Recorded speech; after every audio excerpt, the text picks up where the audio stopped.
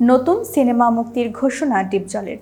সংবাদ মাধ্যম অনুযায়ী আগামী 23 আগস্ট মুক্তি পেতে যাচ্ছে মনোয়ার হোসেন ডিপজলের নতুন সিনেমা অমানুষ হলো মানুষ। ফেসবুকে পোস্টের মাধ্যমে খবরটি নিশ্চিত করেছেন সিনেমাটির অভিনেতা ও প্রযোজক ডিপজল নিজেই। একটি পোস্টার শেয়ার করে অভিনেতা লেখেন, 23 আগস্ট সারা বাংলাদেশে শুভ মুক্তি পাচ্ছে অমানুষ হলো মানুষ। এই সিনেমাটি পরিচালনা করেছেন মন্তাজুর রহমান আকবর।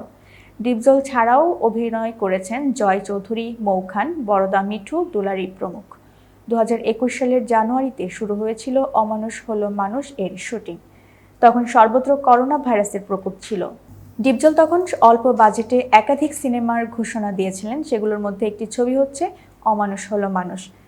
এবার এটি মুক্তি পেতে চলেছে। সামাজিক অ্যাকশন ঘরানার এই ছবিতে ডিপজলের বিপরীতে দেখা যাবে চলতি প্রজন্মের নায়িকা মৌ খানকে। এতক্ষণ বার্তা বৈঠকের সাথে থাকার জন্য ধন্যবাদ। নতুন নতুন তথ্য ও সংবাদ পেতে বার্তা বৈঠকের ইউটিউব চ্যানেল এবং ফেসবুক পেজের সাথেই থাকুন।